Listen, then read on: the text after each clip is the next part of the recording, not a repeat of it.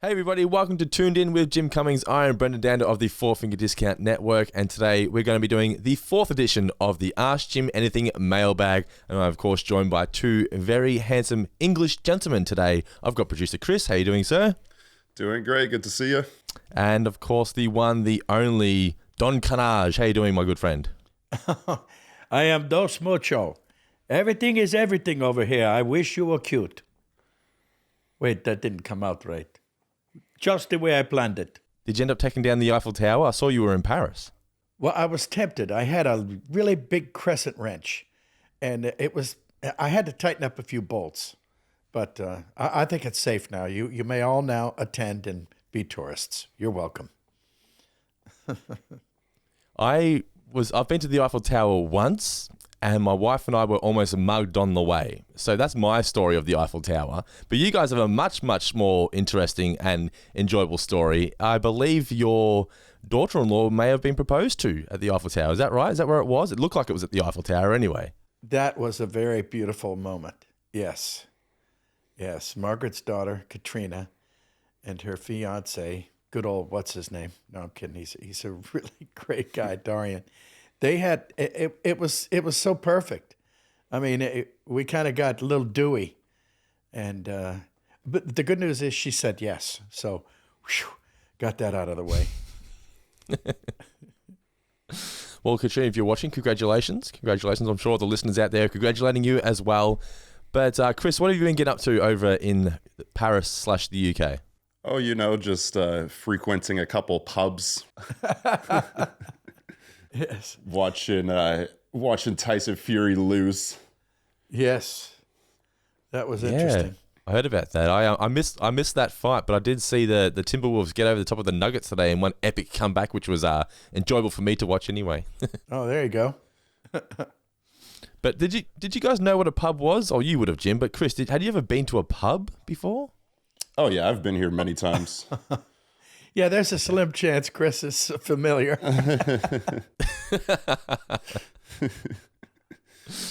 Oh, man. Yeah, no uncharted territory there. You went to the Cavern Club. Being a big Beatles fan, I'm sure you would have loved that, Jim. Had you been to the Cavern Club before? I have never been to the Cavern Club. It was just wonderful. And, I hit my head on a stalactite, but that's all right. That's okay. No, it was great. I mean, I just, it's literally my whole life. I've seen pictures of it, and I've seen, forget about it. It was just wonderful. Just stepping in those steps, right? Yeah, there was a video of you singing Imagine floating around somewhere. I'm not sure whether that's going to see the light of day. That's up to you. But there is a video out there of Jim singing Imagine on stage in the Cavern Club. We may or may not be putting that out there someday in the future, but that's up to Jim. Yes. The one weird thing was I asked the fella, I couldn't remember the very first words of the song because, it's one of those songs you just have memorized. And so he gave them to me, and then he kept whispering them to me for the rest of the song. And I didn't want to embarrass him by saying, "Go away. I'm good now. Stop." So it looks a bit disjointed, I think, but it was fine. It came out well. All in good fun. But something else exciting you did in Liverpool besides the Beatles stuff was that you went to Liverpool ComicCon and you saw many of your fans there and a lot of great guests. Tell us about your time at Liverpool ComicCon. Oh, it was great. There was just tons and tons of people. I was actually kind of surprised. And, there were a lot of people there. And, folks like myself, I guess we don't get over here that often. And so as a result, the fans were just wonderful. Just beautiful, happy people, and glad to be there. And I was glad to see them, and lots of hugs. Had a few tears. I always get Winnie the Pooh for some reason evokes a lot of teardrops in a wholesome, happy, sentimental way. But this was no exception, and it was just lovely. And we're looking forward to another one coming up here in the world famous London ComicCon. In fact, MCM ComicCon coming up. Yes, you got to be here. It's the MCM, and if you're in the neck of the woods, come on by. And if you're not in the neck of the woods, get in the neck of the woods and then come on by. So yeah, I'll be there. I'll be looking for you. Assuming this is in time. I think it'll be past, but that's okay. Speaking of woods, are you going to head to the Winnie the Pooh woods? Isn't there like a bridge or something where the book was based? Yes, it is. And it's the very same bridge that was immortalized in the stories. And it's very exciting. Can't wait. So you're actually going to go there? Wow, that is exciting. Yeah, we're going to see if we can squeeze it in. You never know. Yeah, never know.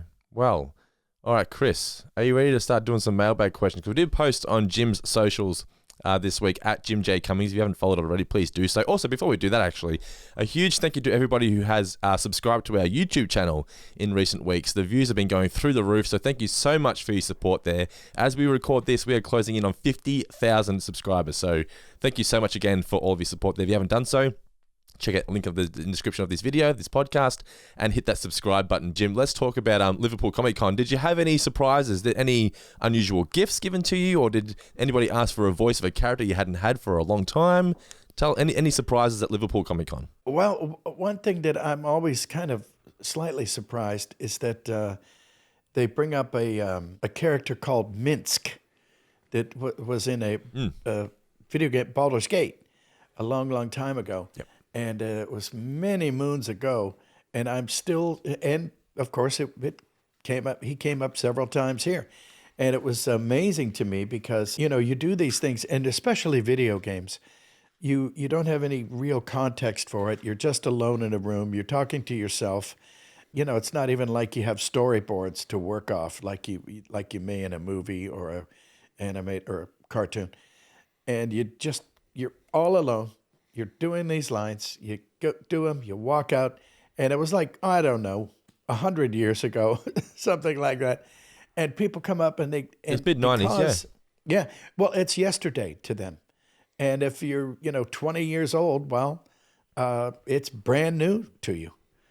And it always amazes me. But I'm also very gratified and grateful, and I thank everyone for their dedication and their fandom, the fact that they enjoy it, and it's the gift that keeps on giving, apparently. So I'll take it.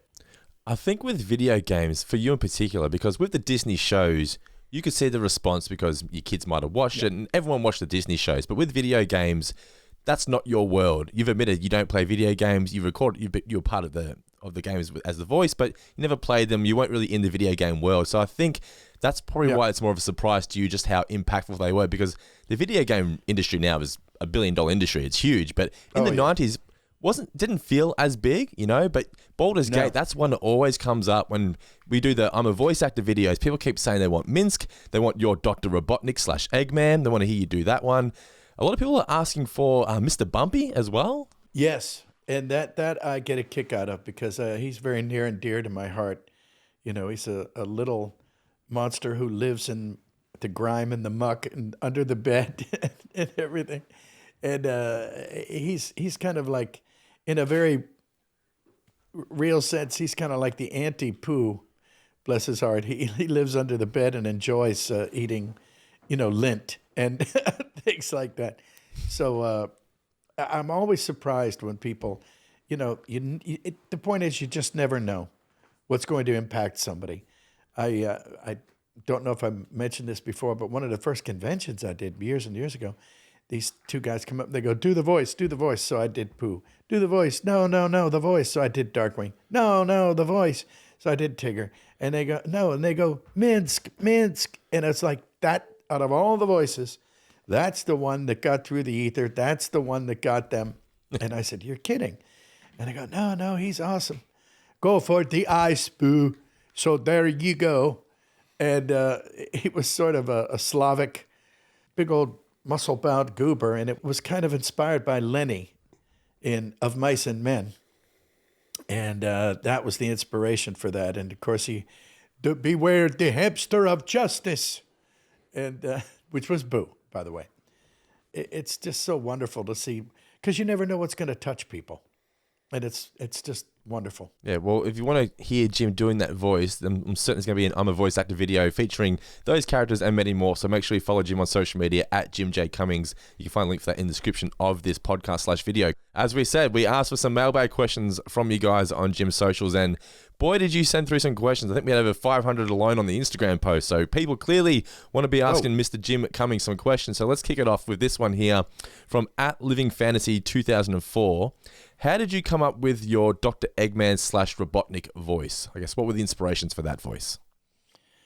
Oh, gosh. Well, that was an interesting one because I wanted people to think of him as a quiet, completely evil villain who had not one good redeeming factor. In fact, I can remember, I think it's the thing that nailed down the job for me is he was saying to his henchmen, wait, did you get prisoners? Oh, prisoners are good. You know, and God only knows what he had planned for these lucky devils. So everybody just cracked up that there was a guy who was so sort of a quiet, not so quiet Hannibal Lecter. You know, because you could just see him going, oh, yes, we have someone in the dungeon. Ooh, that's good. And so he was kind of the inspiration for that. And people picked up on it. And to this day, they enjoyed it. I mean, people will come, I can't believe it, cosplaying as the good doctor. So that'll tell you all you need to know right there. You say sometimes your voices are based on family members or bad impersonation of them, or you combining various voices together. What was it for Robotnik or / Eggman? Was there any voice in particular that you sort of merged together, or was it just something that you just had to just go with it? Well, like I said, Hannibal Lecter. Yeah, just Hannibal, yeah. Yeah, that was, and it wasn't a dead-on impression. It was a bad impression of him, but you could just tell that he savored every prisoner, every, you know, a stroll around the dungeon is a great day for him. Yes. Monterey Jack had his cheese, Eggman had his prisoners. That's right. Yes. Robotnik, to be more precise. All right, the next question is from Oscar Valdemar. Who is the hardest character to voice besides Taz? Boy. Well, as far as, gosh, you know, that speaks to wear and tear on the pipes, I would think. And so none of them, I mean, maybe a little bit of Monterey Jack here and there because he got kind of loud. But anytime somebody's just overly loud or overly, you know, I've done a few video games like Fallout and different ones that require, you know, you're falling from 30 feet, and now you're falling from 50 feet, and now you're falling from the moon. Oh, by the way, you're on fire. Those guys, I hate those guys because they're all, you know, you have to sound like you're in horrible screaming pain and eventually you are. So I tend to shy away from those over the past couple decades because, you know, Taz was enough. I've paid my dues with Taz. You know, you can't do that all day long. In fact, I think I've said it before. I requested that we do that on Friday afternoon so that I had the weekend to recover. So there you have it. Do you still take on many new roles, or do you just sort of, because you've got your resume already there, you got the classics, Winnie the Pooh, Tigger, Duckman, you've got them already there. Are you still eager to pick up new roles, or are you happy to sort of just, you know, just settle with what you've got? Oh, yeah. Well, a few here and there. You know, one or two that I could think of, they don't have a name for, so I can't even tell them to you. But at this point, I've had so many, and I'm very grateful. Thank you, Lord, and thank you, people, that they tend to pop up here and again, you know, in different forms and different venues. And, you know, I'm very grateful for it. But there's not a lot of brand new content out there. It seems like a lot of people, a lot of producers, a lot of studios are mining their own past, which that's kind of cool. But there's not a lot of, I mean, there's no new Darkwing out there that I know of, although there may be a old Darkwing out there. But, you know, that remains to be seen. But, yeah, and you know, I'm semi-retired. I don't think you really ever retire when you do VO or singing. You just get a different microphone. Yeah. All right, this next one is okay. Here we go. Tommy Funk 2099. Is there a specific character you refuse to voice, and what is the story behind the refusal, if so? Oh, wow. I guess I could tell this story. Sure, why not? There was I used to be the announcer for Kids WB.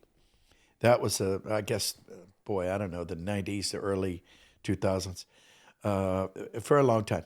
And somebody over in a very foreign, semi-friendly country decided he really, really liked the way I introed things and as a narrator, and called up my agent and said, would I like to... I'm trying to think of a way to tell this story without specifying. Okay, let's just say he had a ton, and I mean tons of money, just all the money in the world, and wanted me to narrate about his exploits on his various fleet of yachts and all the companions that he had on this fleet of yachts. And you can imagine there were lots of bikinis and lots of not bikinis. And it was this, it was that. And to me, I just looked at it and I said, this guy's the king of debauchery over here. I mean, it's excess for the sake of excess. It's overkill for the sake of overkill. It's overindulgence all over on every possible angle.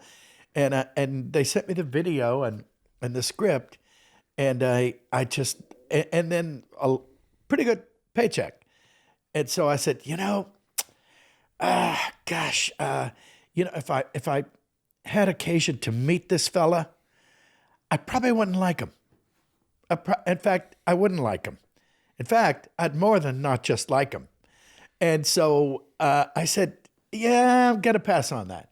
So he doubled the money. And I said, okay, now I'm going to pass on it twice. And because I'm a VO guy. They wouldn't have seen me. But that was the only time that I can recall anyway, that just on principle, knowing right from wrong, whatever you want to say. I'm no saint, trust me. But that was a little dos mucho, as they say. It was a little too much. And so I kind of said, no, adios. Although I don't know how to say it in his actual language, but that's what I said. You can use your imagination. What would you have said if you had tripled it and thrown in a yacht? I'd have said, when do you want to do the session? How high, sir? Yeah. Well, it depends. How big a yacht? Anyway, yeah, I'd put the yacht in my backyard. Why not? Next question here is from @Steph_drawing01. She says, besides that gig, what is your dream project? Besides what? Well, besides the gig we were just discussing, what realistically would be your dream project? Really, the next one, whatever it may be. I wouldn't break my heart. There were some rumblings about bringing Darkwing Duck back, and I could tell you I'll be there with bells on, my friend. So yeah, that would be lovely. Yeah, I could do that in a heartbeat. Because I was the terror that flapped in the night. I don't know if you knew that. I am Darkwing Duck. Anyway, you get the idea. Hint, hint, nudge, nudge, wink, wink, say no more. Would Negaduck return? Probably. Well, he needs to fight somebody. Just to spite. Exactly, yes. In all honesty though, Jim, have you ever found yourself taking your work for granted at any point? Oh, no. No, you can't take it for granted. Because then you don't care. Then you expect it should be coming to you. No, I'm you just have to stay in a state of gratitude. And I do. I am. I mean, I'm very grateful. But for the grace of God, I would be retired from a steel mill instead of the coolest gig in the world. So, yeah, don't take anything for granted. You can't. Not in this business. The next question comes from Adam Shapiro 0709. What is your first memory of Walt? Of Walt? Of Walt. Wow. You know, I'd never have met him. Would that I did. I would give a lot for that. But yeah, the age gap was pretty profound. But my first memory of Walt, I can tell you, was he would introduce so many Disney movies and Disney. I mean, you know, the Mickey Mouse Club. There's a picture of me when I was 3 years old, and I'm sitting there grinning from ear to ear with my little chubby self, and I've got my Mickey Mouse Club T-shirt on. People have seen that picture. I guess it's out on the interweb somewhere, and you know, folks just laugh and they go, "Wow, you've really been with Disney for a while." And I said, "Yes, I have." I mean, I was born in the early 50s. That's when the Mickey Mouse Clubhouse came out. M-I-C-K-E-Y-M-O. You may have heard it. It's a story about a mouse. Gosh, I don't know, 30 years ago, I ended up narrating the story of Disney and how Disney's empire came to be, and it all started with the mouse, and it's truly an honor, and it's a dream come true, and it still remains thus. Truly, my earliest memories of Walt were that he was that guy who looked like everybody's uncle, and he was on television introducing these great stories. And I remember Johnny Tremaine of old Boston town. Remember his name. He fought against the crown. Yes, I do remember all the lyrics. And swamp fox, tearing up the glen. Nobody knows where the swamp fox been. And people my age are out there going, "Oh man, I remember that." So, and I haven't seen it. It hasn't returned to Disney for some reason. Then there was Spinnin' Marty, and all those different shows, and Annette will always have a special place in my heart. God bless her. All right, this one here is from @TigerBreath13. They ask, would Cat get along with all of his Disney cousins? Well, I don't think he necessarily gets along with anybody. He's not all that good at getting along with Dog. But I don't know. He's a very sarcastic guy. And yes, I think he would. But they would still be confused. All his Disney cousins, so to speak, they would still have to scratch their head and say, "So how do they go to the restroom again? I don't see how that, you know." And in fact, that's one of my favorite episodes of Cat Dog. Cat Dog are at a park. They're at a park, a public park, you know, baseball diamonds, basketball hoops, and everything. And they go strolling into the men's room, and 2 seconds later, these two other guys come out and they go, "So that's how they do it," which I thought was a pretty good joke. Yeah. But Cat doesn't necessarily get along with anybody unless they get along with him. It just sort of come to me then as you're speaking. Do you think there's a lot of comparisons between the relationship between Cat Dog and Lucky and Bonkers?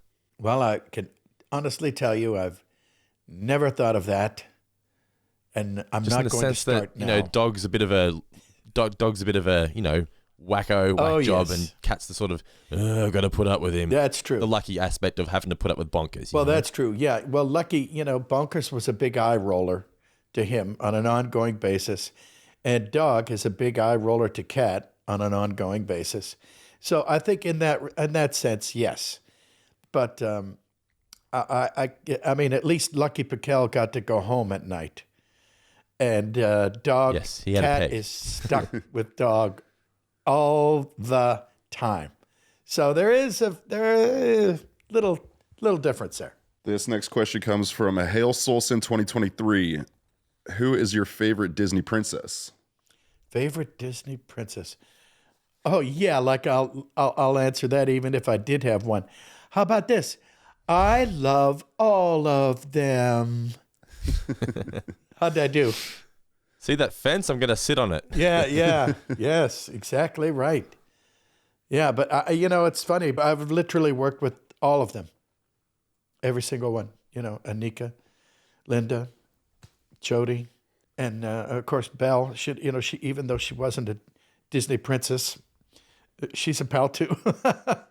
Yeah, I don't think I could answer that there because they are, well, let's face it, they're royalty. How's that? I think I've got a 3-year-old daughter, and it seems to be these days the go-to is Anna and Elsa from the Frozen series. They seem to be the fan favorite. Oh, there you go. But now my That's true. daughter's starting to gravitate towards Tiana. She's really enjoying Tiana. Oh, well, good for her. I do too. Paige and the gang might not be that happy about that answer, but I'm with you. I'm with you.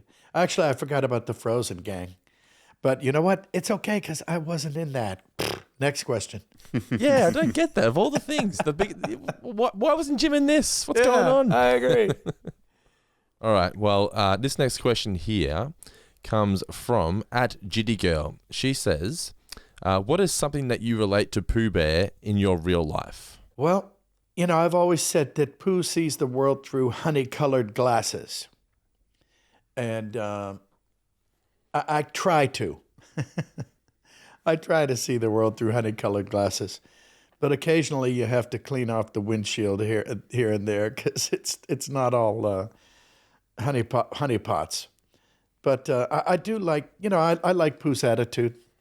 He always looks at the bright side of life. And I try to. So I think that's as close as we'll probably get. Yeah. I think of all the Disney characters, Pooh is probably the one you want to try and replicate the most, just from an outlook perspective, I think. Well, he's very positive. Yeah. Yeah. He never has a truly Chris. bad day. He just has days that are less good than others. Yes. This next question comes from Christy Laurelou. What is your favorite Winnie the Pooh line? Well, I do like, you're stronger than you seem, you're braver than you believe, and bouncier than you thunk you were. With a little bonus Tigger in there. No, I think that little trilogy is very sweet. Stronger, smarter, braver. That's kind of words to live by, I think, there. And Yeah. Pooh's got that sort of just instant folk wisdom, so to speak. It's almost timeless. And definitely, words to live by. What can I say? That's a good way to go. Have you ever found yourself quoting any of your characters in real life, just not trying to quote them by doing the voice, but just you've quoted them? Boy, I wish I had a really good answer for that, but I don't. We'll come back to it. Yeah, okay. There you go. All right. Well, @Josh_Abram wants to know, is there a role that you regret not taking? No, because if I didn't want it, I wouldn't have auditioned. I wouldn't have read for it. There's and the one that I did not have to audition for, they just wanted to hire me, I didn't take, and I don't regret that. So, no, so far so good. How am I doing so far? Is there a role that Pretty good track record. Have you ever? Is there a role that I did take that you wish I didn't? Let me ask her that question. Where do I begin? Yeah, where do I begin? Yeah. What was that one role where you got credited as Tim Cummings? Oh, that's a good one. Oh, that was that movie, the horror movie. Chris remembered a good one. Yeah, it was a I guess I could say it's a Stephen King movie, and Tobe Hooper did it, and I was this terrible. I think I don't want to bore anybody, but it was this craziest. It came out right after Cujo, so Stephen King was on fire, and it was called The Mangler. I'll just say it, and I was the prince. Excuse me. Sorry for interrupting. Cult classic, The Mangler. Oh, cult classic, The Mangler. Anyway, I was the voice of The Mangler. And they didn't know what they wanted, but they wanted a sounder, a thing to let people know somebody's going to bleed. So I came up with...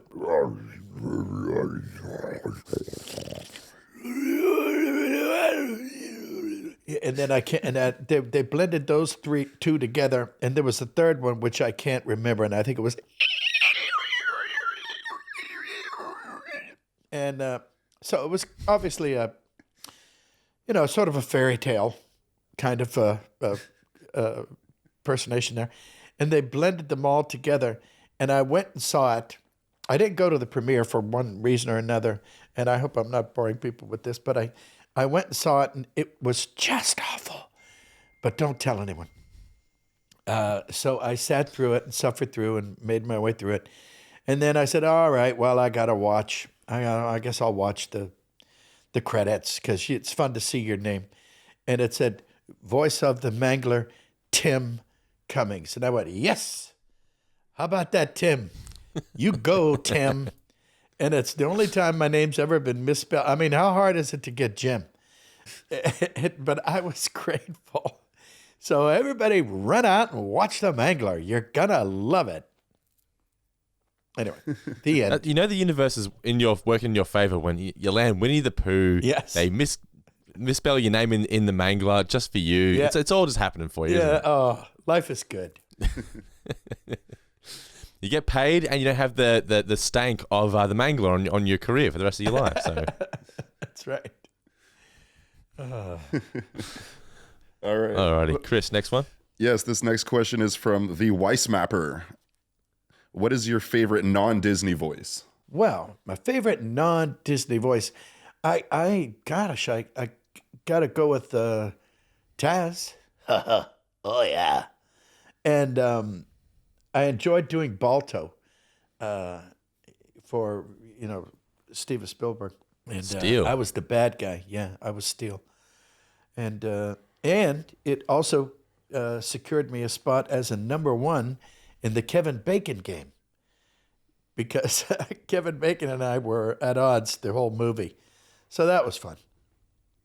But I think I had... What was it like working with Kevin? Well, it's funny because we never really worked together. We doing movies, it's a little different than doing television cartoons.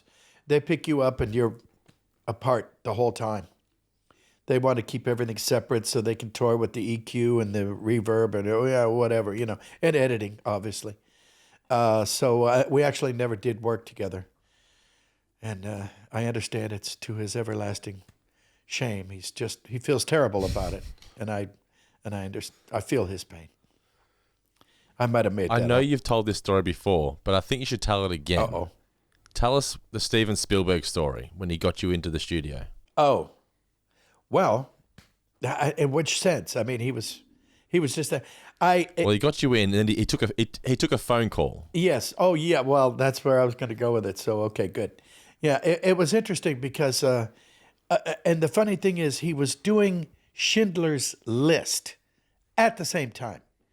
Balto, Schindler's List. They're clearly an obvious coincidence there. Yeah, but he had been.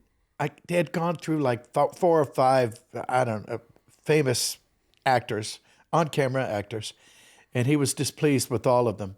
And my agent, actually a friend of mine, they were at the theater, and they said, well, oh, no, wait, hold on. I don't want to get these mixed up. I'm going to pass on that. Anyway, he came, bottom line, he ended up coming to the studio because he didn't want to go through it again. So I got to, and my agent, Jeff Danis, he was great to this day. And he said, well, let's book this time, and we're going to get like 8 hours. We're going to do this. We're going to do the whole movie. We're going to do it in one day, and I'm going to be there. So Steven Spielberg came and directed me personally for the movie. And I was just knocked out, And about halfway through the day, he had to take a phone call. And he goes, oh, who is it? Oh, yeah, well, he looks at his watch. Yeah, you know what? Go ahead. Put him on. Hey, how you doing, pal? Yeah, real good. Oh, no, I'm at work. Well, I hope you're at work, too. Good stuff. Yeah, how's Hillary? Oh, she's good? Oh, listen, give her my best. And he's sitting there going through the conversation, maybe like 10, 15 minutes. Finally hangs up, and I go, so the president? He goes, oh, yeah, that was Bill. Hillary's doing this or that. And I'm going, okay. So I'm hanging out with a guy who just casually takes a phone call from the President of the United States of America. Well, there you go. It's good to be Steven Spielberg, I would think, don't you? I think it's good to be Jim Cummings as well, don't Well, you it's reckon? not. Well, it wasn't bad that day. Yeah, that was a good question. Did he take you for dinner at all? Clinton? Oh, either. Oh, no. No, but I did run into him a few years later at the Animaniacs and rap party. And so, yeah, there was a pretty good dinner, actually. I don't know that he took me per se, but you know what? That sounds like a good lie. And like I was saying, yes, he did. He took me to dinner. I think it was pizza and shrimp and something. I don't know. Jim, have you ever met a president? Oh, thank you for asking. Yes, as a matter of fact, I did. Barbara Bush, Mrs. Bush, the first George Bush. She had a thing to promote children's literacy, and she wanted to encourage little ones to read early, and so she hired X amount of characters. It was myself. I think Bill Farmer was in there as Goofy. And she thought it would be nice to read a story with Winnie the Pooh. So I did a read along, and she was. They recorded all my lines. They recorded. She was over the phone, and as a result, I got invited to the White House, and it was great. You know, I mean, you get invited to the White House. I think you go. And so we're all on the lawn. We're hanging out. We're on the lawn in these lawn chairs that were sinking into the White House lawn. And we're all just sitting there, and President Bush comes out. And, of course, I had to have my video camera. Remember our good old video cameras a long time ago? And I thought, oh, gosh, I have to do this. And so President Bush was kind of looking over there and pointing at someone who was obviously behind me. And I've got him on camera with my video camera, and I look at him and I go, and he was kind of looking straight at me, so he couldn't avoid me because apparently the person was somewhere behind me, and he looks at me and he goes, so you know, made a bad smell face and everything, so I got personally dissed by the President of the United States. Thank you. Thank you. Thank you. You're welcome. You're welcome. It's good to be Jim. Yes, it's good. Yeah, I was hoping he was going to give me the finger. Didn't quite get it. But he was thinking it. You can tell he was thinking it. This question here comes from @ZachHammerser. He says, whilst working on Bump in the Night, did you yourself ever get to see the actual clay models that they used to make the show? Oh, that's a great question. Yes, I did. In fact, you know, we visited the studio, and it was amazing. I have to tell you that there were clay models, and the way they did this was, it was kind of like the way they did the raisins, California raisins, which I also visited and had a clay raisin for a few years until they dry up and they fall apart. So it kind of backfired. But yes, I did. It was incredibly interesting. You know, the way they did it, they would take and move them like, and they'd have little arrows on them indicating, and they got like I don't know, a minute and a half, maybe a day on those of footage. Because that slow motion stop, I can't imagine even discovering that, and you had to be really patient. But yeah, I did visit them, and they were fun. And I did steal one, and it sure did fall apart, sadly, because they just don't last. Wowee. Yeah. My raisin fell apart. Yes. Which one did you Mr. steal, Mr. Bumpy? Okay, Mr. Bumpy was it that you took? Was Yes. it Mr. Bumpy? Oh yeah. Yeah. Good old Mr. Bumpy. For me, he was a cross between Wolfman Jack and Tom Waits, if anybody's curious. Mm-hmm. I'm good at mixing voices and characters together and coming up with a new one. The trick is to have have them not instantly recognizable as either one. I think I might have invented that one. Tough to patent, though. This next question comes from dedicated_teacher_87. Which Disney afternoon TV shows deserve to have a crossover in a Disney Plus movie? Which Disney afternoon? Well, since I was in all of them, I would have to say all of them. Okay. Ka-ching. Ka-ching. Yes. Crossovers. In fact, I think they should cross over with each other, and we could have a whole new thing. But no, I have to say that Darkwing is very near and dear to my heart, and Bonkers. And I sure did like Tales. And I'm going to sit here and name them all, so I won't do that. But I think you fans out there, you're the ones in the driver's seat. Get those cards and letters coming in to good old Disney and say things like, let's do that again. I'll be there. And as you can see, I still look the same. Anyway. Original programming? No way. Yeah. Hey. The two greatest syllables of all time. Reboot. Yes. Amen. Two other big ones.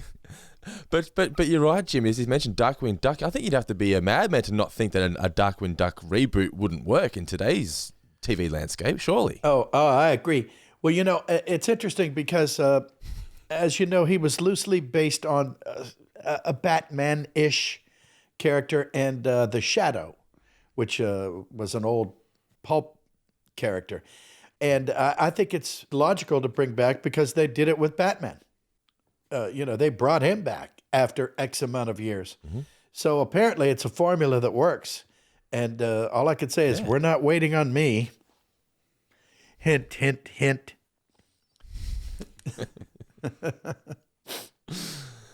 Alrighty. Before we get ourselves into trouble, let's move on to a new question. At Mook7204, who is your favorite Disney character? I'm going to say, who's your favorite Disney character that you don't voice?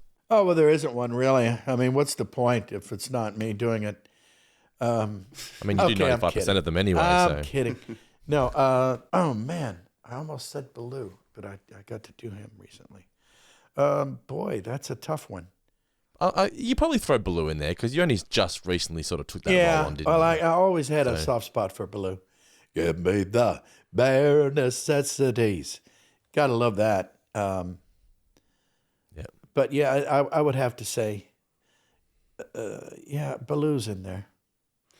And Lampwick from Pinocchio. But Baloo's he's the friend that we all wish we had, I think, Baloo. Yeah, that's a good way to put it. Yeah, I agree.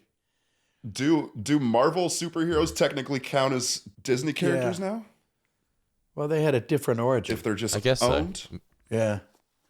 Yeah, that's true. Yeah. I guess they are technically, but I don't sort of see them as Disney. But I guess if you want to be technical about it. Yeah, I agree. It's kind of like Hondo. Hondo's a Disney character now, but it's Star Wars, Yeah, I mean, if you go to Disneyland, it's pretty much Marvel land now. Mm-hmm. It's really evolving. Especially that one in Paris. They had some really cool rides out there. That's true. Can't recommend it enough. They're a struggling company, so go and indulge them, won't you? They need your money. Sign up. Throw a shekel their way. This next question comes from... Where are we at here? From Narnia? This next one's from Narnia. No, this is from Fi Fi Fu Fana. Do you ever come back to your hometown? Yes, I do. Yeah, not on any great regular basis, but sure. Y-Town is my town. A little quick shout out there for the Penguins, all those guys back there. Absolutely. Yeah. I almost went to Youngstown State. I was this close when I transferred from Air Force. I had Youngstown State and Cal Poly. They were my two sure thing scholarships. Yeah. Well, they have a hell of a football team. That they really do, yeah. They really do. They're always up there. And then the follow-up, there was one more little thing after this question. It was, my father-in-law went to school with you. Oh, good. And his name is? Doesn't say Fi Fi Fu Fana. You got to follow up on that one. Yeah. Have to write at Fana. Write in. Let us know who your father-in-law is. And Yeah, that's right. maybe he used to beat up Jim. Maybe Jim used to beat up him. We don't know. We'll could find out. be. There's a slim possibility there. Yeah. Yeah, thanks for not telling us your name. Oh, well. What street did you grow up on, Jim, for those of you playing at home in Youngstown? Oh, well, it was the world-famous Bryson Street. Okay. And there is Is your childhood house still there? Do you know? Oh, no, nothing is there. And I lived in one house I probably lived in for like, when I was 8 months old, we moved and lived on Albert Street everybody's riveted. The rest of the world is going, you're kidding, you lived on Albert Street? Yeah, I did. And then we moved to Bryson Street for the rest of it till I was about 19. Then I left Youngstown. But yeah, just kind of all over the town. And none of the houses are there anymore. Bless their pea-picking little hearts. The steel mills didn't do well. What are you going to do? Our collars were very blue in Youngstown. You just know there's a Star Tours in Youngstown on a bus where they're going, and here, this kebab shop, that used to be the home of one Jim Cummings. Yes. See this gravel? Jim used to sleep there. Yeah. Well, there was myself, the venerable Eddie O'Neill, great guy, from Married with Children, and oh God, what's the name of his other show? With Sofia Vergara. Modern Family. Yeah, Modern Family. Modern Family. Yeah, great guy, and Boom Boom Mancini. We're all sort of buds, partners in crime. It's a great place to be from. Yeah, sounds like it. Plenty of gravel by the sounds of it. At osh.caru says, what do you remember about voicing Shocker in Spider-Man, the animated series from 1994? That was a lot of fun. We had a great time. I always thought he was an odd-looking villain because he was dressed, and I guess he was dressed in insulation so he wouldn't accidentally shock himself, because he walked around looking like he was wearing an evil quilt or mattress or something. And it was a lot of fun. We had a good time with that.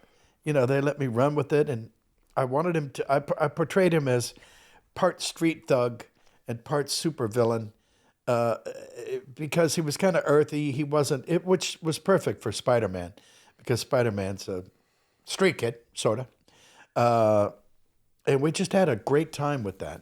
And thanks for noticing me, which I don't mean to steal Eeyore's line, but glad you liked it. I think we're ready for a reboot. Well, it just rebooted the X-Men 97 series, so maybe that's something they could throw out there as well. They love rebooting the 90s stuff now. I feel like everyone who grew up in the 90s is now old enough to either buy the physical media or fork out the money for Disney Plus now for their kids to watch it. So they're going straight to the 90s for all the reboots. Oh, yeah. No, you're 100% right.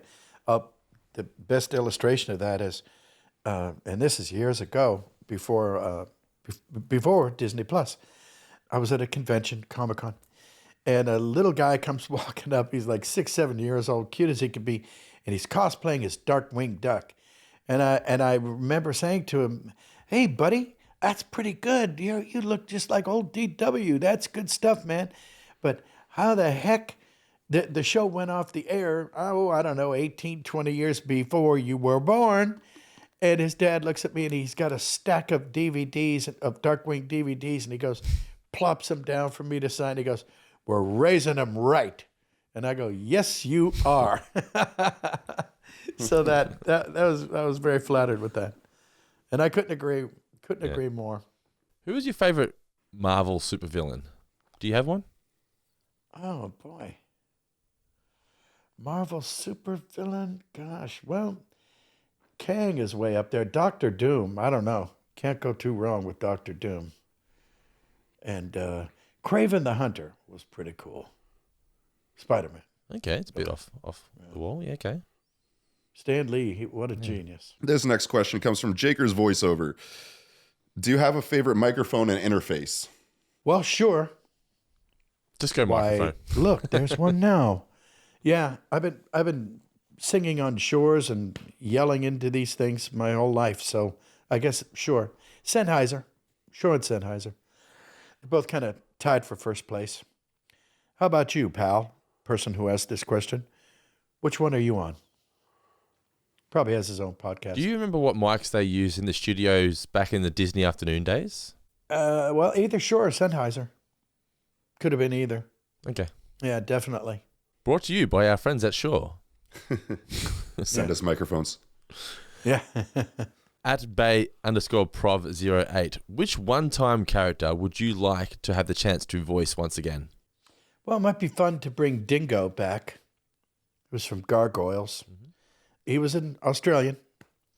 And I think we only did like 1 or 2 shows, and then the series got canceled because they were kind of ushering in a whole new batch for the Gargoyles to contend with. And I was one of them. And then inexplicably, at the height of their popularity, and they do this every now and then, no one understands why, but they cancel the series and move on. And that's what they did. So I think I was Dingo there for, I don't know, maybe 2 episodes. That's it. So more cards and letters, please. Come on. You can help. Now, Gargoyles, that's a show that has a big cult following. Oh, absolutely. Yeah. And Keith's a hell of a guy. Keith, Jeff, yes, absolutely. Jeff Bennett. I remember I revisited that show. It would have been maybe last year, thanks to Disney Plus. And you know, some of those shows, they're 30 years old, but man, they still hold up today. Even just the animation wise, I still think the animation looks better than half the shows that come out now. Oh, I agree. Mm-hmm. I agree. Better than much animation that comes out now. And the writing, there were stories. Yeah. You know, a lot of what goes on now is just what we used to call splat and run. Whoa, no, oh, better run away. You know, there's the cartoon. You know, God forbid we have a story. All right, Chris, one more question, a couple more questions. This one's from Donsterdamus. If you had the opportunity to be a regular voice of a DC or Marvel hero villain, who would you like to be? Boy, that's a good one. Would you be eager to take on a role like a Superman or a Batman, or is that just something you don't want to touch? Well, they've been done so much, you know. I think exactly. Yeah. Boy, I don't know. Some really cool villain. Scorpion would be good from Spider-Man. Maybe Hawkeye's in there somewhere. Dr. Xavier, he'd be fun. Not Mr. Mizias. You prefer, when it comes to villains, you prefer to be the real over-the-top kind of villain, right? Or do you prefer a more reserved kind of villain? Because you said Robotnik was kind of reserved, but yeah. Do you prefer that, or do you prefer more outlandish zaniness? Well, they're both fun. It depends on the project, that's for sure. Yeah, because you know, it really just depends on the tenor of the animation, the series itself, the storyline, you know, whatever it matters. But they're a lot of fun. You know, bad guys are, you know, they have a lot of fun. I'm sure that Captain Hook had a pretty good time, at least as good as Peter Pan. So hey, you know, and Don Carnage had, Lord knows, he had a hell of a great time. He was a lot of fun. It's amazing with voices like Don Carnage. They were so big when that character was on TV. You had the mascot was at the Disneyland. You had your own live show and everything. But I feel like Don's just really been somewhat forgotten about for like the last 20 plus years. And when we put that video up on your social media earlier this week of you doing the voice, it's almost like it just reignited his memory of everyone going, "Oh my God, he was one of my favorite villains of all time. I completely forgot about him." Yeah. It's a shame that such a great and cool villain seems to be almost forgotten about. I agree. You know, back in the day, they had a great live show, and it was called Plane Crazy, and it was at Disneyland, Plane, and it was Don Carnage, it was Baloo, it was Kit Cloudkicker, it was Rebecca, and King Louie. And at the time, of course, I was King Louie and Don Carnage. So I think they should bring that show back, too, because then now I get to be Baloo, King Louie, and Don Carnage. I don't think I'd be very good at Sally Struthers' Rebecca, though. I think we'll let Sally keep that one. I think thanks to Disney Plus, people are aware of these shows again. So I think you could probably bring back those original 90s live shows at the theme parks, and I think people would get a big kick out of it. I think you're right. I know you're right. That's, you know, it's as evidence, like I said, when I go to Comic-Cons and such as that, it's as if they were just made last year. So I'm with you. So true. Yeah, it's kind of like when you watch the show, but we all have memories of going, well, I don't personally, but many people over in the States would have many memories of going to watch those shows as kids. They would love the opportunity to take their own kids to it. So Disney, if you are listening, let's make it happen. Yeah. Ditto. All right, we'll do a couple more questions and we will wrap this Ask You Anything mailbag number 4 up. But this one here is at Melly Ann B. Is there another actor that you had the pleasure of working with that made you feel rather starstruck? Well, I had occasion to work with Rita Moreno, and that one got to me. Yeah, she did a Bonkers show, and boy, that was really quite something. And gosh, I'm trying to think. There's been a few. But Rita was, having been in so many classic films. West Side Story alone. It's like you have to pinch yourself. So I would have. I find it quite amazing that she came in to do an episode of Bonkers. That's pretty incredible in itself. I agree, and it was crazy, and she was just as sweet as she could be, and she said, "Oh my God, this is like a license to steal. You can't overdo anything." She goes, as an actor, this is great.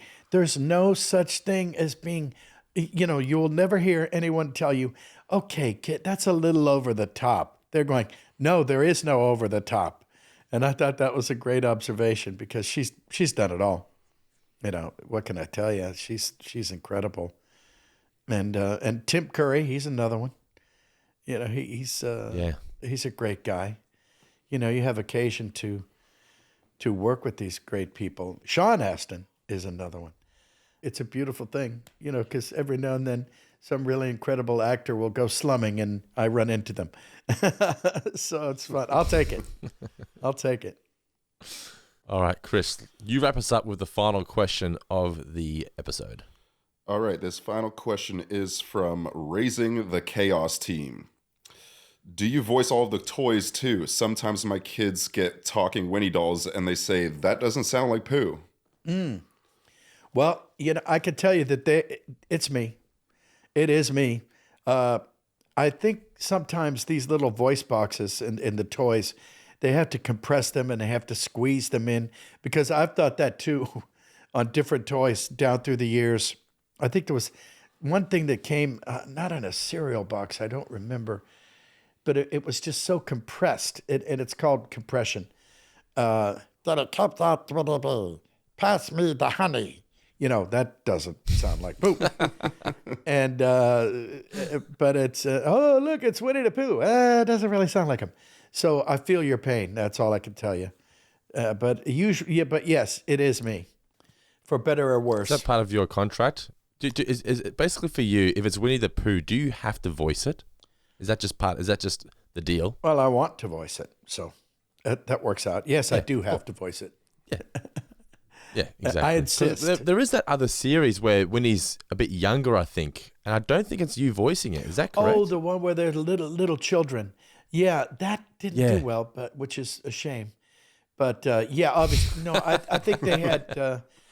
I think they were like 6-year-olds pretending to be 3 or 4-year-olds. Kids who were just able to read. I guess it didn't do well, but I think it's a little, not jarring, but it's, to hear a little toddler, if you will, voice coming out of Tigger and Rabbit and Gopher and Kangaroo.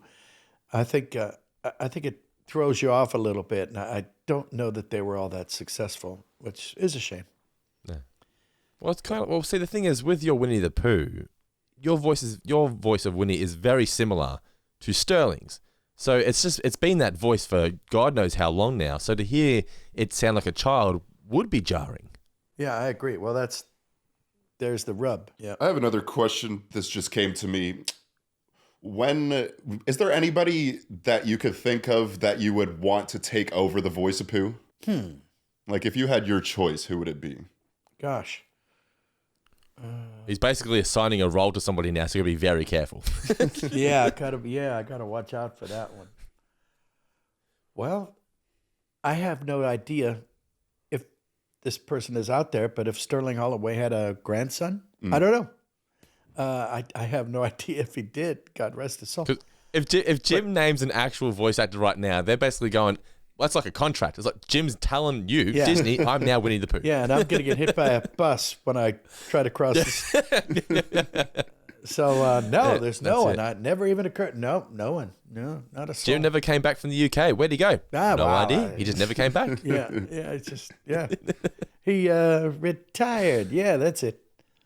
Oh. No, you're stuck with me for a little while. Hopefully. All right, now, guys, there are so many more questions that we haven't had the chance to get to in this time. But don't panic. We're going to be doing more Ask Jim Anything mailbag questions in the near future. And we may even do an exclusive mailbag episode for our supporters on Patreon. If you haven't supported us yet, make sure you do so. Head to patreon.com/JimCummingsPod. You can find a link for that in the description of this podcast/video. And thank you again to everyone, as I said at the beginning of this show, to everyone who has subscribed to the YouTube channel. We're closing in as we record this on 50,000 subscribers, which is just absolutely mind-blowing.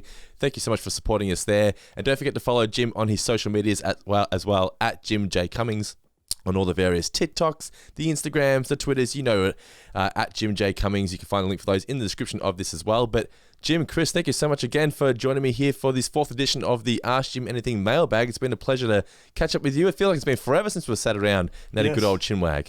Good stuff. Thank you, Brendan. Thank you, producer Chris. Hey.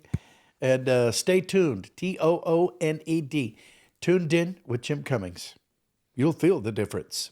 You will indeed. Stick around, guys, and we'll catch you in the next episode of Tuned In with Jim Cummings. Thank you again for all of your support. Clap. We're done. Cool beans.